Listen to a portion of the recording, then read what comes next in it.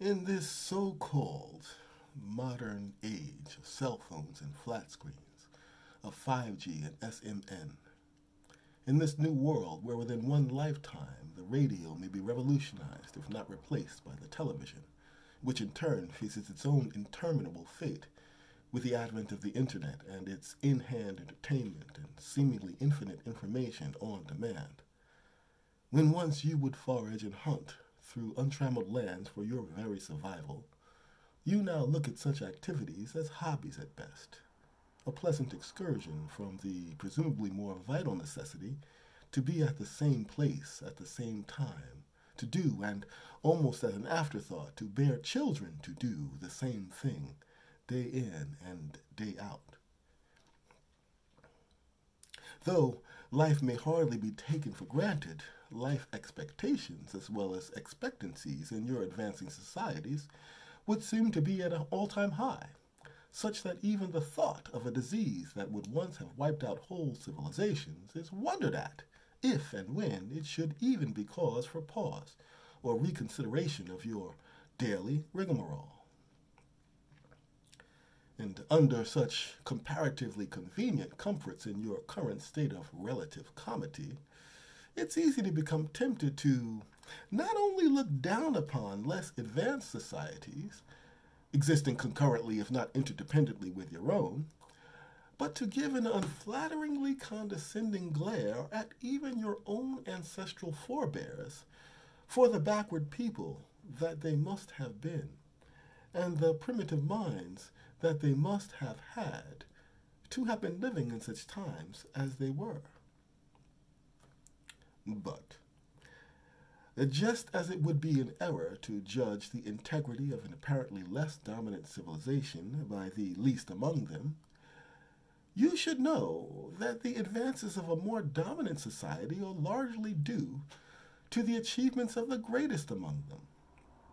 Likewise, it must be humbly acknowledged that it is upon the shoulders of that greatest minority within any given people, and the spirits that have dwelt within them, that the greatest of the future generations are destined to stand upon, unless undermined by the unfavorably amplified regressive tendencies of the masses.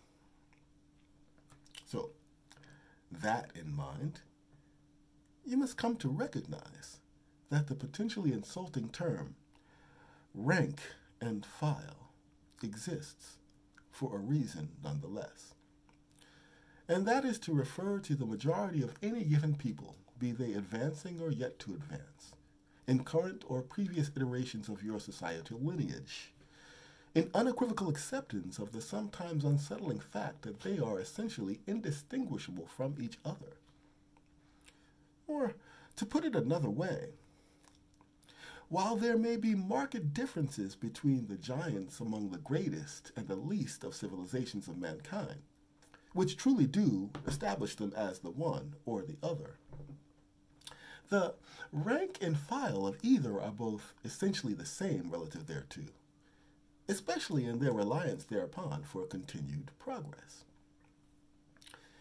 It matters not if it's the shaman, the medicine man, the monk, the priest, the scholar, the professor, the scientist, or the doctor of said science.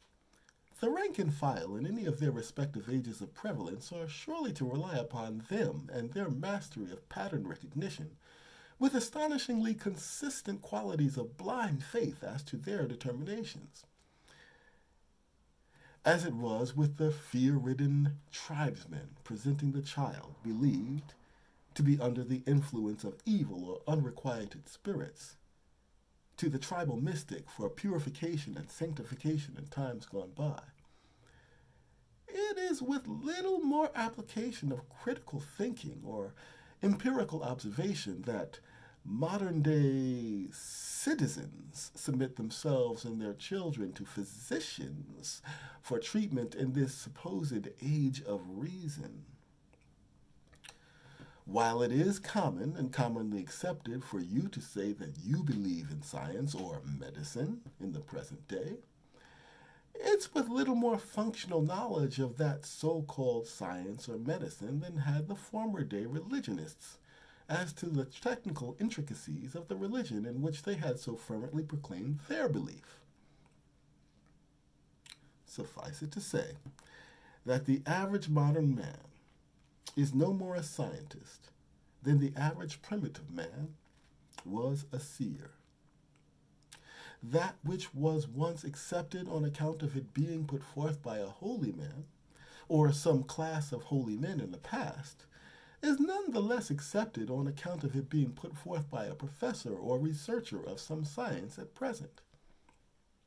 And that is not to be presented as an assertion warranting ecstatic debate as to the credibility of the scientist, so much as a fact of needful and sober absorption as to how faithfully and that credibility is relied upon in the absence of actual knowledge or understanding. You are living in better times, but that alone does not make you better. You have access to more reliable sources and methods, but that in no way renders you a more competent purveyor thereof. And I offer that notion as an introduction to the emerging possibility, if not inevitability, of science as the new religion, a notion to which both scientists and religionists would and should likely take offense. And yet, that offense is only the beginning of what the two hold in common. In addition to an apparently more progressive way of thinking, feeling, and perceiving reality, at the foundation of science's distinction from its predecessor paradigm, religion, is the methodology by which it arrives at and establishes its findings. Science and its scientific method begins much as does any great thing, with an idea. But it is what is done with that idea, rather than how that idea is arrived at, that differentiates science from its ancestral opiate of the masses, religion. While religion derives its authority from an ardent faith in the sources or causes of knowledge, science gains increasing confidence and competence by demonstrating consistency of outcomes or effects of knowledge. Recalling, mind you, that the rank and file who might espouse one or the other are not likely to engage in either process at any real depth, so much as delegate the responsibility to some one or the other and then go on prosecuting their lives in the absence of both. As authorities over social constructs for generations, science and religion have arrived at a fairly peaceful settlement between one another. That being that science should hold dominion over what may be established as to the natural or material world, and religion the same over the supernatural or the spiritual. Of course, even that arrangement is based upon a grave and unwarranted assumption that the material world is that which is subject to the so-called laws of nature, which themselves are no more than the ever-augmenting architecture of man's understanding, really, and that the spiritual is all that would seem to defy those laws, which is a false premise from the very start. It's hardly a great feat of the human intellect to fathom a time in the not-so-distant past when there was no conceivable difference between the natural and the supernatural. All was equally unverifiable and therefore unknowable. But with the rise of science, there began the schism between that which is known and therefore can be known, and that which isn't and perhaps cannot. It's entirely understandable that mankind would conclude that all that is known and knowable is natural, while relegating all that is unknowable to the fancifully imagined supernatural. But the supernatural has not so much to do with what man can and cannot know within the auspices of science. Rather is the very fact of man's pursuit of greater and greater knowledge in itself supernatural. Imagine, if you will, a tree. Surely it is a thing of nature, and our replete understanding of what it is and how it functions establishes it as such, at least in our own minds. It moves by way of growth. It favors the sun so as to transform light into more serviceable forms of energy. It inhales what we exhale so as to exhale what we inhale. Because we know all of this, and we know it very well, all of these otherwise miraculous processes are deemed natural. And if it be so, so be it. But what if that tree began to assess itself and its processes such as they are? What if that tree began to investigate and eventually master, to a degree, the functionality of its own surroundings? What if it began to deliberately manipulate its environment in new and unforeseen ways, in favor not only of its survival, but its comfort, even to foster the prosperity of some unseen aspect of its own reality? What if that tree began to no longer passively be, but actively be and become more? What if that tree even began to conscientize beings higher than itself, beings such as yourselves, to appeal to for support, or even aspire to in its endeavors? I contend that if such a thing were to happen, that tree would no longer be just a thing of nature, no longer natural. That tree would be a manifestation of the supernatural. And it's just such an undeniable manifestation of the supernatural in nature that the former religionist was, and the modern-day scientist is even now. These very words are supernatural unfoldments, as are your ears to hear them.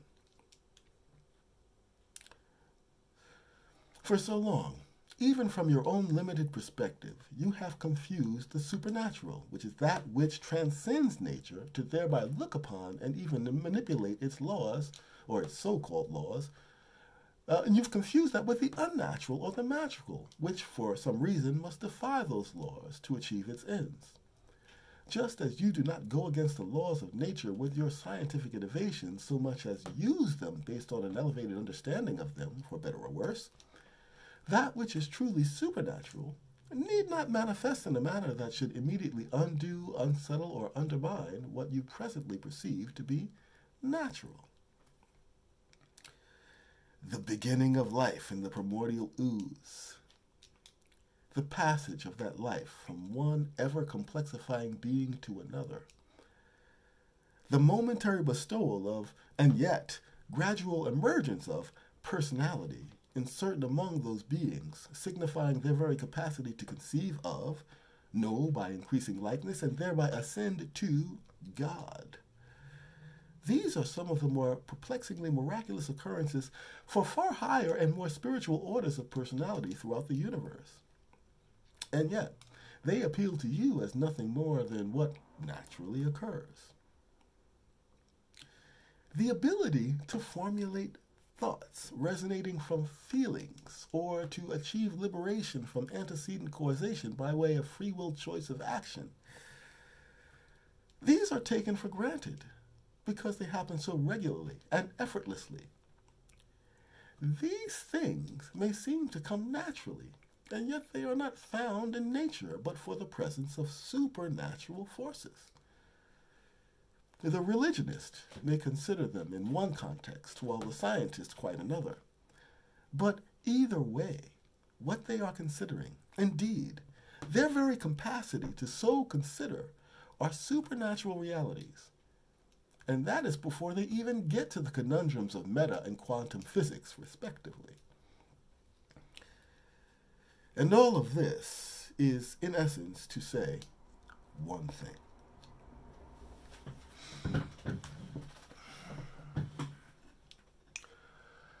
Your scientific discoveries and technological innovations are not at odds with the true spirit realities in the least. And your increased knowledge of that which had previously been unknown is at least as much evidence of the living God through his spirit that dwells within you as it could ever be reason for your immature and unrestrained ego to deny him, such as it so often does. These tools of expanding understanding and conceptual capacity have been given to you, along with time to use them wisely. Do not squander them like the trifling teenager so certain that all that he enjoys simply are, irrespective of the efforts and labors of his parents. Do not go so far in your haughtiness that you presume to know the ins and outs of the automobile, to such end that you are left trying to reinvent the wheel, and with little means by which to do even that. One cannot become an adult without recognizing that one has been a child. And as you luxuriate in what you have gained scientifically, know you that such gains cannot possibly have been made were it not for the ethical and moral upsteps that you blithely assume to be second nature. Tempt not your spiritual caretakers to be like the distressed mother, who has on several occasions said, "That which I have given to you with difficulty, I can easily take away."